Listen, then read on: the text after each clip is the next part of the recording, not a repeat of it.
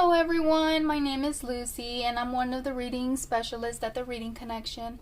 We had already talked about poetry. Specifically, we talked about parts of a poem, elements of a poem, characteristics of poems, and today we're going to be talking about poetry sound devices that you might see in a poem.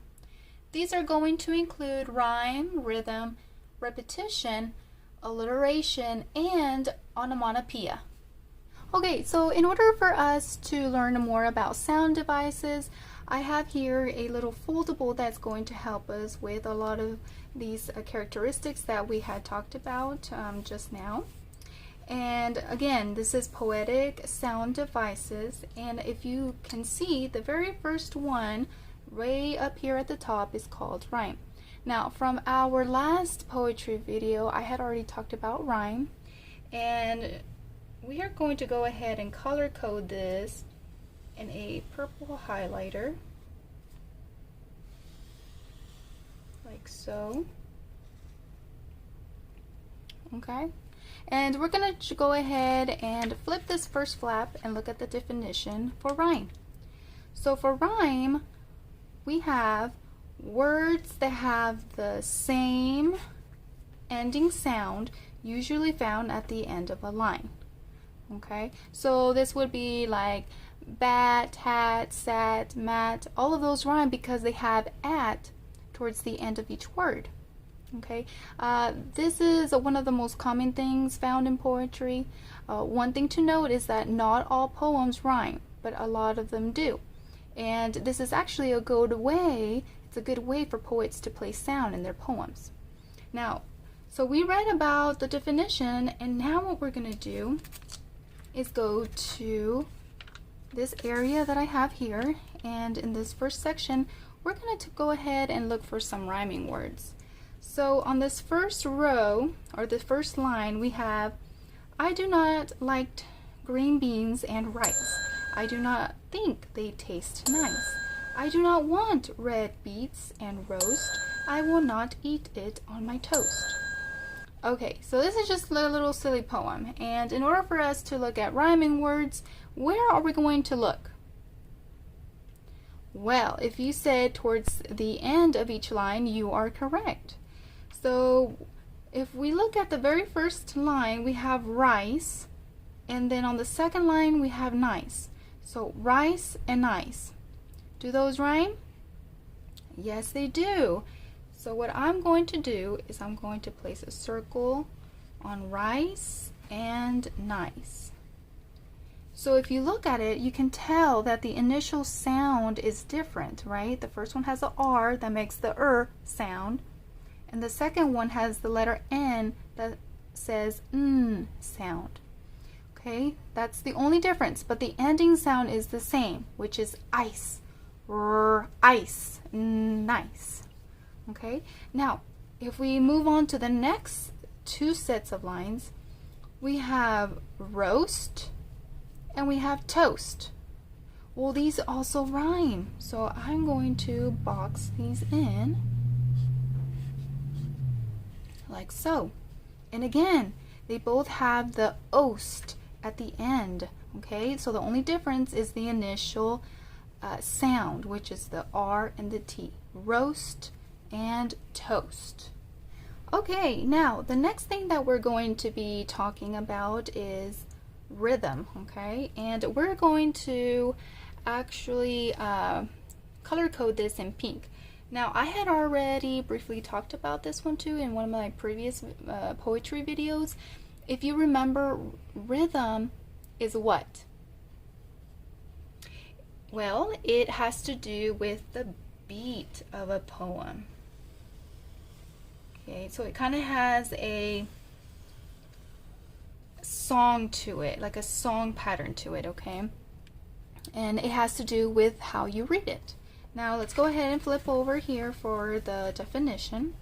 And this one says that it is the beat of a poem heard in the pattern of stressed and unstressed syllables. Okay, and all what that really means by stressed and unstressed is that we're saying one syllable is a little bit louder and a little bit stronger than the other syllable.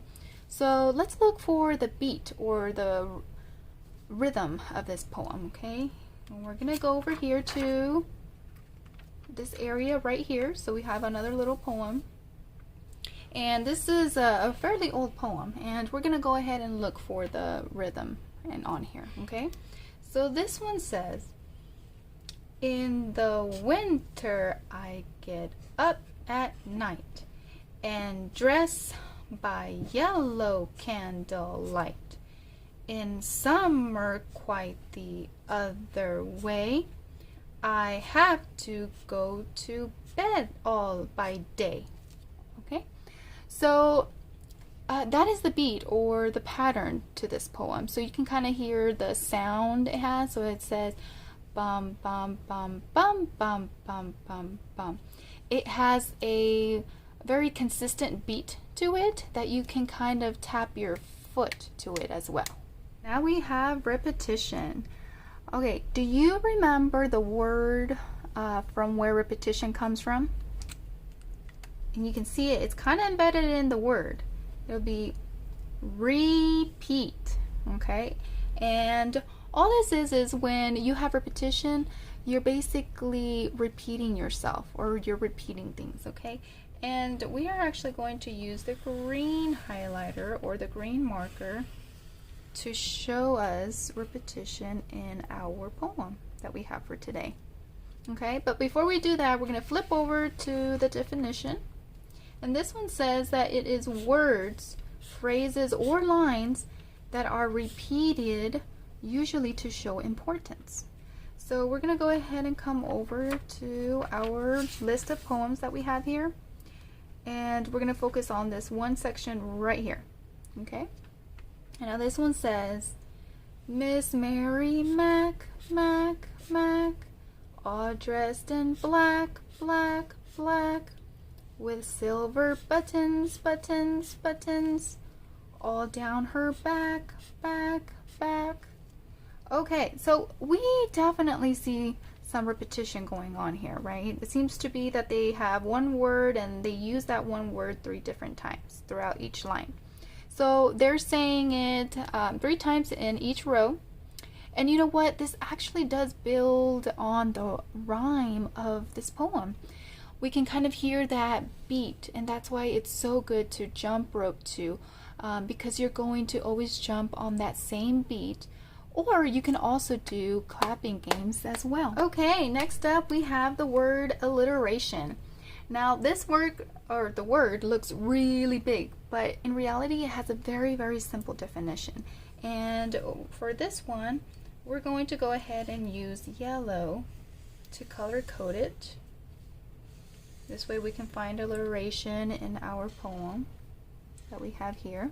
Okay, so actually rhyming is the repeating, or it's repeating the same ending sound, but alliteration is basically the opposite of that, and you'll find out. We're gonna go ahead and read the definition here. And this one says alliteration is repeating the same beginning sound. So like I had mentioned, rhyming is repeating the same ending sound, but with alliteration, it is basically the opposite of that, which is repeating the same beginning sound, okay? And if we flip over to our examples, okay, we're gonna focus on this section right here.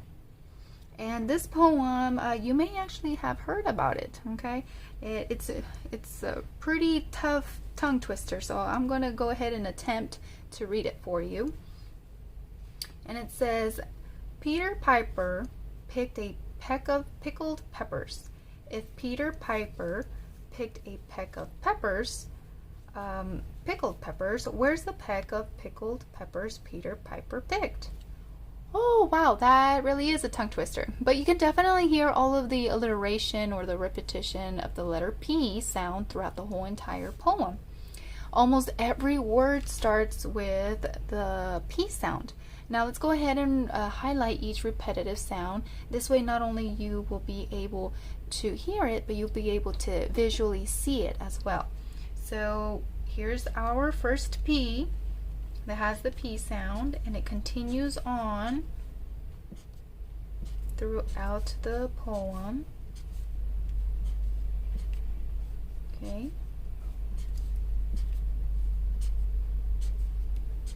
Ooh, that's quite a few. So that's 1, 2, 3, 4, 5, 6, 7, 8, 9, 10, 11, 12, 13, 14, 15, 16, 17, 18.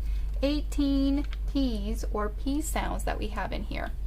Okay, so let's try that one more time. So here we go. Peter Piper picked a peck of pickled peppers. If Peter Piper picked a peck of pickled peppers, where's the peck of pickled peppers Peter Piper picked? Oh, so like I said, we definitely have some rhyme here, and it's also considered a huge tongue twister because, again, it has so many of those same words, and there's similar words like pickled and picked, and because they all have the same P sound in it. So you will get your tongue tied up just trying to say it. Okay, now our very last sound device that we're going to be talking about is called onomatopoeia. Onomatopoeia. Okay, and this word actually sounds very goofy, but it's another fancy word for a very pretty simple definition. And so for this one here, we're going to use our orange color highlighter, marker, whatever you would like to call it. Okay, and let's go ahead and go to our definition here, which says that these are words that make the sound they are describing. Okay, so words that make the sound they are describing. Okay, so basically for this one, the sound, so the sound saying the word is kind of similar to the sound if you actually heard it. Okay, and we're going to go to our example that we have down here. Okay, now this one says, whoosh, crack, boom, thunder fills the room. Pow, bang, roar, I am hiding on the floor. Okay, so this very first one that we have here, whoosh. Okay, the word whoosh sounds like a whoosh of wind going by, right? And it makes the same noise as if you actually heard the whoosh sound. The next one we have is the word crack. Okay, so it kind of sounds like a crack sound you hear when thunder is being heard. And then over here we have the word boom. So it sounds very much like the sound boom. And we also have pow, bang, roar. And all of those are words that make the sound that they're also describing. Okay, so when you think about onomatopoeia, just think of sound words or words that makes a sound. We did a great job with this foldable. We learned about sound devices and how poets use this to give the readers a multi-sensory experience. Now, if you have any additional questions, you are more than welcome to ask your reading specialist for additional information about this or about this topic, and actually any topic at all that has to do with poems. Thank you so very much for joining me today as we learned about the sound devices you might see in a poem. And see you next time, readers and writers.